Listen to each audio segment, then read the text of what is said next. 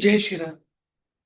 गेले 96 दिवस आपण श्री ब्रह्मचैतन्य गोंदवलेकर महाराज यांच्या प्रवचनांच्या पुस्तकाचं वाचन करतोय आणि आजचा 97वा दिवस. गोंदवले, सातारा, महाराष्ट्रातील हे थोर संत ज्यांनी श्रीरामाच्या नामाचा जप आयुष्यभर केला आणि श्रीरामाच्या जीवनाची महती त्यांनी साध्या सोप्या भाषेत सगळ्यांना समजावून सांगितली. या 365 प्रवचनांच्या पुस्तकामध्ये त्यांनी नाम कोणी घ्यावं, कधी घ्यावं, कुठे घ्यावं, कसं घ्यावं, का घ्यावं, नामस्मरणाचे काय फायदे आहेत, हेच समजावून सांगितलेलं आहे. आणि नाम घेण्यासाठी कोणत्याही प्रकारच्या धर्माची, जातीची, पंथांची, शैक्षणिक पात्रतेची, आर्थिक स्थितीची, काळाची, वेळाची, स्त्री, पुरुष, तुम्ही लहान असाल, तुम्ही तरुण असाल, तुम्ही वयस्कर असाल, तुम्ही झोपून, तुम्ही बसून, तुम्ही चालून, तुम्ही अंघोळ करता, तुम्ही झोपायच्या अगोदर झोपेतून उठल्यानंतर केव्हाही नामस्मरण होऊ शकतं. हे एवढं साधं सोपं छान साधन आहे. हे सगळ्यात संतांनी सांगितलेलं आहे. नामस्मरण करण्यासाठी कोणत्या प्रकारचा खर्च येत नाही आणि कोणत्या प्रकारचा त्रासही होत नाही. जे असं बिनत्रासाचं, बिनखर्चाचं हे नामस्मरण चे फायदे त्यांनी या 365 दिवसांच्या प्रवचन पुस्तकात दिलेले आहेत आणि आजचा हा 97 दिवसाचा प्रवचनाचं वाचन. त्याचं शीर्षक आहे, संत हे चालते बोलते देवच आहेत. आपण व्यवहारात ज्याला चांगले वागता येत नाही, त्याला नाही परमार्थ करता येणार. व्यवहारात झालेल्या गोष्टींचा मनावर परिणाम होऊ देणार नाही, असा निश्चय करावा आणि सद्गुरू आज्ञा प्रमाण मानून तो तडीच न्यावा. साधनावर जोर द्यावा.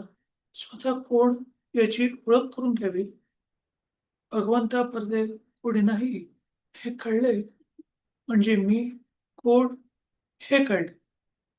जे बेसिकली आपल्याला व्यवहारात जर चांगलं वागता आलं नाही, चांगलं काम करता नाही आलं, तर परमार्थात देखील असं करता येणार नाही.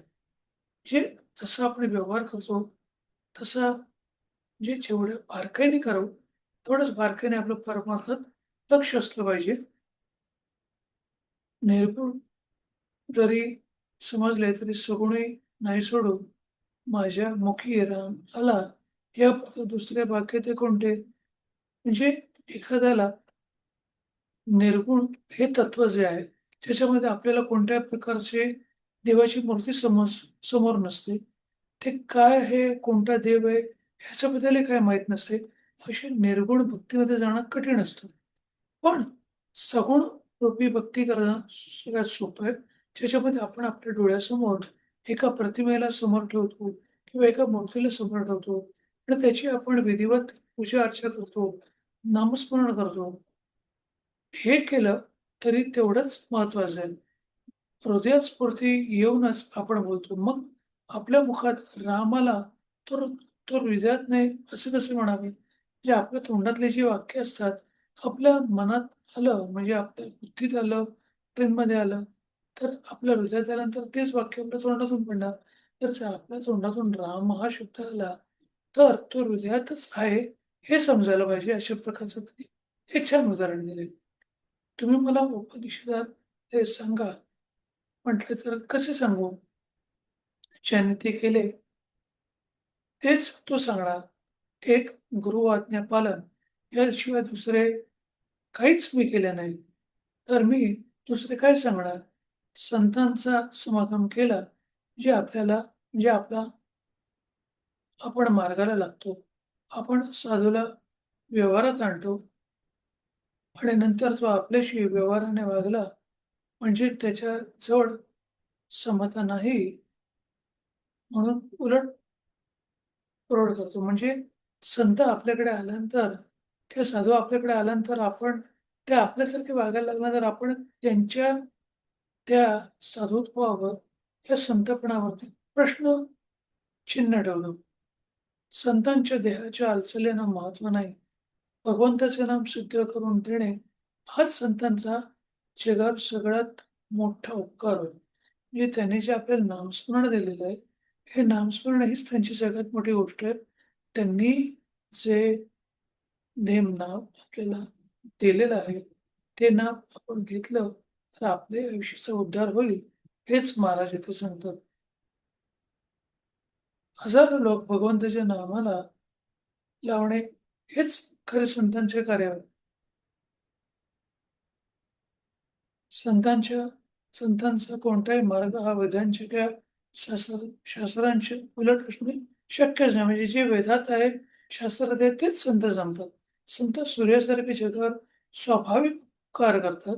सूर्याचे तेज कमी होते आहे, असे शास्त्रज्ञ म्हणतात. पण संतांचे तेज मात्र वाढतच आहे. जे संतांचे सूर्याबरोबर जरी तुलना केली, तरी सूर्याचं तेज कमी जास्त होऊ शकतं किंवा कमी-कमी होत चाललेलं आहे.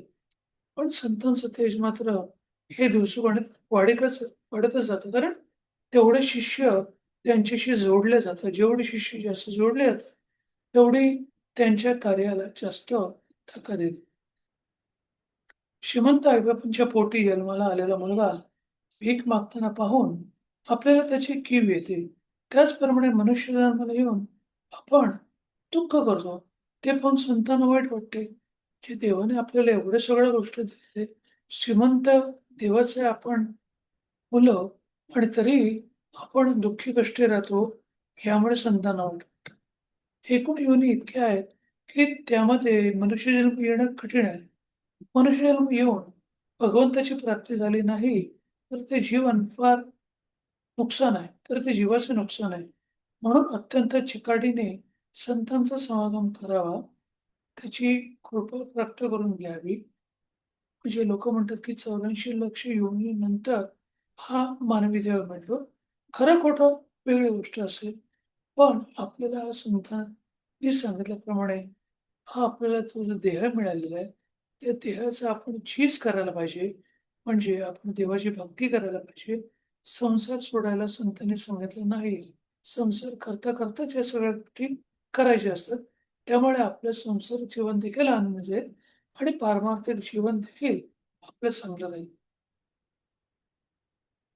संतांनी जो मार्ग आखला त्यावर डोळे मिटून जावे. पडण्याची, अडखळण्याची भीतीच नाही. आपण प्रपंचात इतके खोल जातो, की संतांची हाक ऐकूच येत नाही. म्हणजे आपण यात संसारात इतके लिप्त झालेलो असतो, की आपल्याला संतांनी एवढं समजावलेलं आहे, एवढं सांगण्याचा प्रयत्न करतात, एवढं सुधारण्याचा प्रयत्न करतात, तरी आपलं लक्ष जात नाही. ती ऐकू येईल इतक्या कमी अंतरावरती, इतक्या तरी अंतरावरती असावे. म्हणजे आपण त्यांच्या थोडंफार तरी जवळपास असावं. तुम्ही फिजिकली राहा नाही तर ॲटलीस्ट त्याने दिलेल्या नामस्मरणाचा करावं किंवा त्यांनी सांगितलेल्या ज्या उपासना त्या कराव्या. संत वचनावर विश्वास ठेवूया म्हणजे भगवत प्रेम लागेलच. संत वचन म्हणजे काय?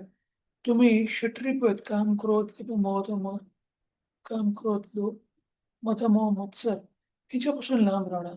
चहाडी-चुगली करू नये. लोकांशी प्रेमाने वागावं, प्रेमाने बोलावं, लोकांविषयी चांगला विचार करावा, त्यांचं भलं करण्याचा प्रयत्न करावा. हेच सगळे संत सांगतात. आणि हे केलं म्हणजेच भगवत प्रेम मिळालं आहेच, असं आपल्याला समजायला पाहिजे. ते लागल्यावर विषय प्रेम कमी होईल. म्हणून संतांची संगत करणे एवढे जरी केले, तरी कल्याणच होईल. शेवटचं वाक्य, संत संगती आणि नामस्मरण यानेच भगवत प्रेम येईल.